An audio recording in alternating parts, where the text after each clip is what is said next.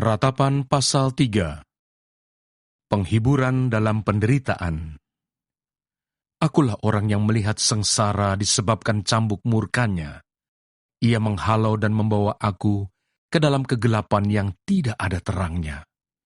Sesungguhnya aku dipukulnya berulang-ulang dengan tangannya sepanjang hari. Ia menyusutkan dagingku dan kulitku, tulang-tulangku dipatahkannya. Ia mendirikan tembok sekelilingku, mengelilingi aku dengan kesedihan dan kesusahan. Ia menempatkan aku di dalam gelap seperti orang yang sudah lama mati. Ia menutup segala jalan keluar bagiku. Ia mengikat aku dengan rantai yang berat.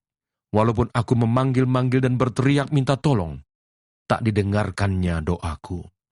Ia merintangi jalan-jalanku dengan batu pahat dan menjadikannya tidak terlalui.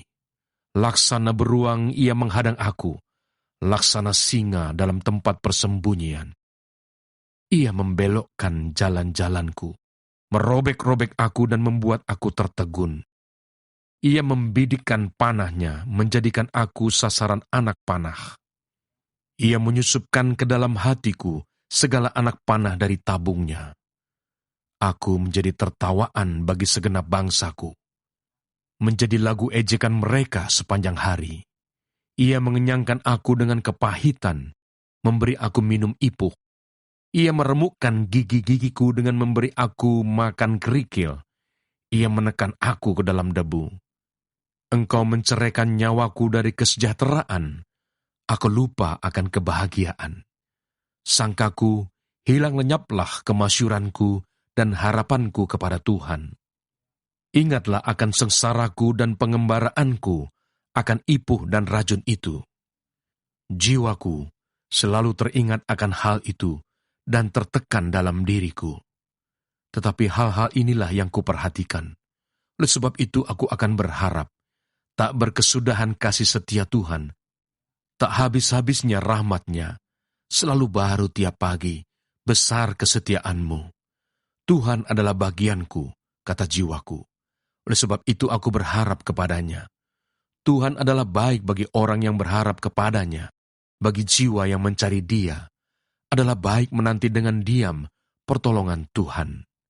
Adalah baik bagi seorang pria memikul kuk pada masa mudanya. Biarlah ia duduk sendirian dan berdiam diri kalau Tuhan membebankannya. Biarlah ia merebahkan diri dengan mukanya dalam debu.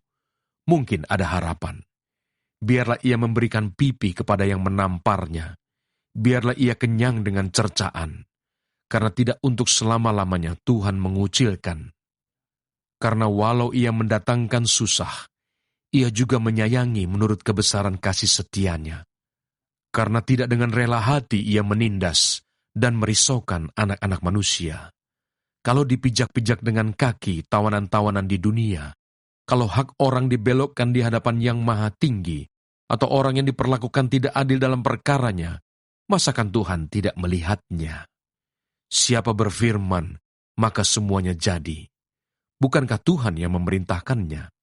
Bukankah dari mulut Yang Maha Tinggi keluar apa yang buruk dan apa yang baik? Mengapa orang hidup mengeluh? Biarlah setiap orang mengeluh tentang dosanya. Marilah kita menyelidiki dan memeriksa hidup kita dan berpaling kepada Tuhan. Marilah kita mengangkat hati dan tangan kita kepada Allah di surga. Kami telah mendurhaka dan memberontak.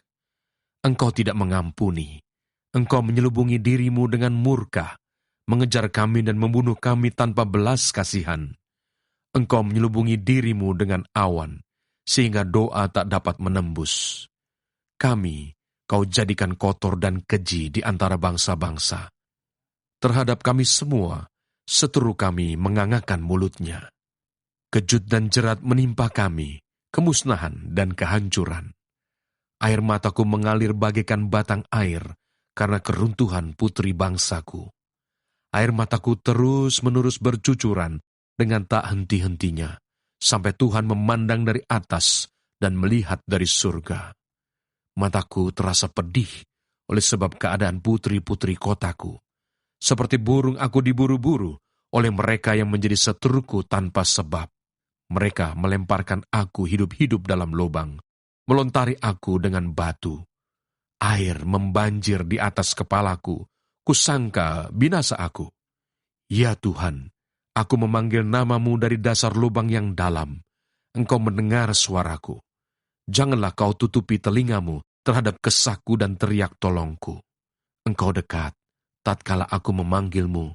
Engkau berfirman, jangan takut. Ya Tuhan, Engkau telah memperjuangkan perkaraku. Engkau telah menyelamatkan hidupku. Engkau telah melihat ketidakadilan terhadap aku, ya Tuhan. Berikanlah keadilan.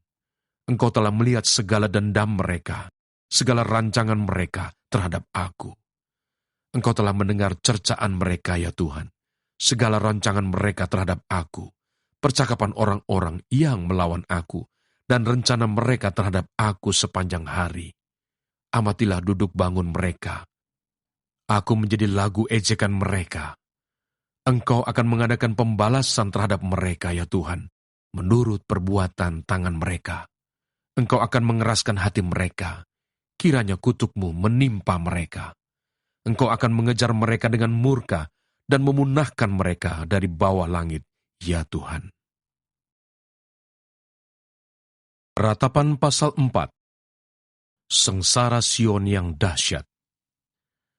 Ah, sungguh pudar emas itu. Emas murni itu berubah. Batu-batu suci itu terbuang di pojok tiap jalan. Anak-anak Sion yang berharga, yang setimbang dengan emas tua, sungguh mereka dianggap belanga-belanga tanah, buatan tangan tukang periuk. Serigala pun memberikan teteknya dan menyusui anak-anaknya. Tetapi putri bangsaku telah menjadi kejam seperti burung unta di padang pasir.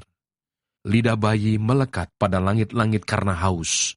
Kanak-kanak meminta roti, tetapi tak seorang pun yang memberi.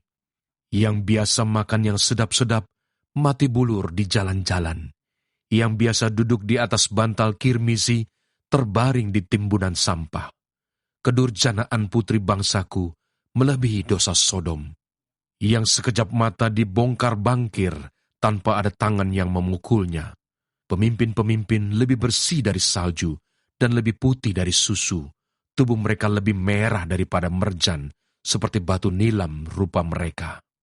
Sekarang rupa mereka lebih hitam daripada jelaga. Mereka tidak dikenal di jalan-jalan. Kulit mereka berkerut pada tulang-tulangnya, mengering seperti kayu.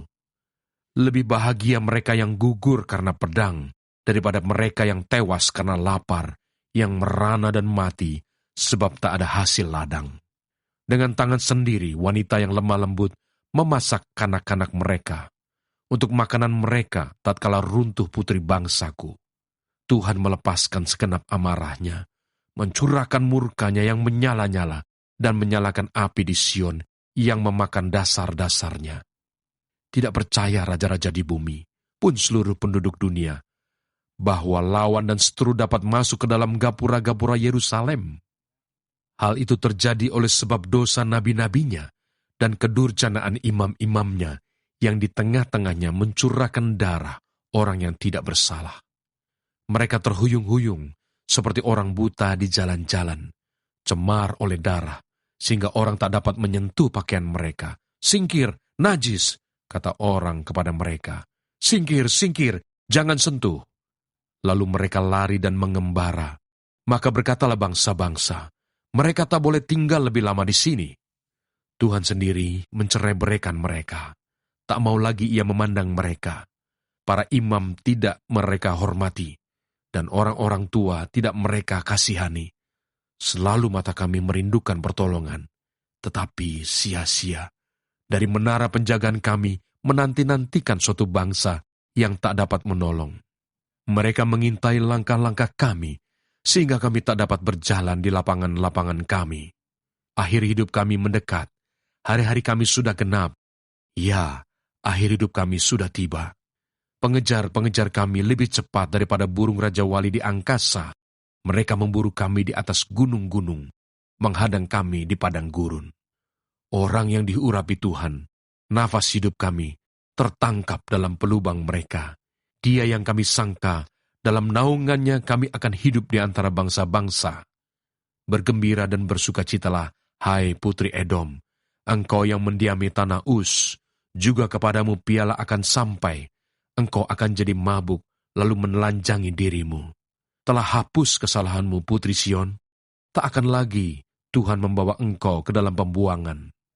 Tetapi kesalahanmu, Putri Edom, akan dibalasnya, dan dosa-dosamu akan disingkapkannya. Ratapan pasal 5. Doa untuk pemulihan. Ingatlah ya Tuhan, apa yang terjadi di atas kami. Pandanglah dan lihatlah akan kehinaan kami. Milik pusaka kami beralih kepada orang lain. Rumah-rumah kami kepada orang asing. Kami menjadi anak yatim, tak punya bapa, dan ibu kami seperti janda. Air kami minum dengan membayar. Kami mendapat kayu dengan bayaran. Kami dikejar dekat-dekat. Kami lelah. Bagi kami tak ada istirahat. Kami mengulurkan tangan kepada Mesir dan kepada Asyur untuk menjadi kenyang dengan roti. Bapak-bapak kami berbuat dosa. Mereka tak ada lagi, dan kami yang menanggung kedurjanaan mereka. Pelayan-pelayan memerintah atas kami, yang melepaskan kami dari tangan mereka tak ada. Dengan bahaya maut, karena serangan pedang di padang gurun, kami harus mengambil makanan kami.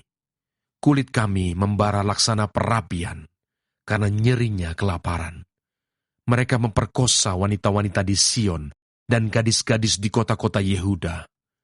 Pemimpin-pemimpin digantung oleh tangan mereka. Para tua-tua tidak dihormati. Pemuda-pemuda harus memikul batu kilangan. Anak-anak terjatuh karena beratnya pikulan kayu. Para tua-tua tidak berkumpul lagi di pintu gerbang. Para teruna berhenti main kecapi. Lenyaplah kegirangan hati kami. Tari-tarian kami berubah menjadi perkabungan. Mahkota telah jatuh dari kepala kami. Wahai kami, karena kami telah berbuat dosa. Karena inilah hati kami sakit. Karena inilah mata kami jadi kabur. Karena bukit Sion yang tandus, di mana anjing-anjing hutan berkeliaran. Engkau ya Tuhan, bertahta selama-lamanya. Tahtamu tetap dari masa ke masa. Mengapa engkau melupakan kami selama-lamanya, meninggalkan kami demikian lama? Bawalah kami kembali kepadamu ya Tuhan, maka kami akan kembali. Baharuilah hari-hari kami seperti dahulu kala. Atau, apa engkau sudah membuang kami sama sekali? Sangat murkakah engkau terhadap kami?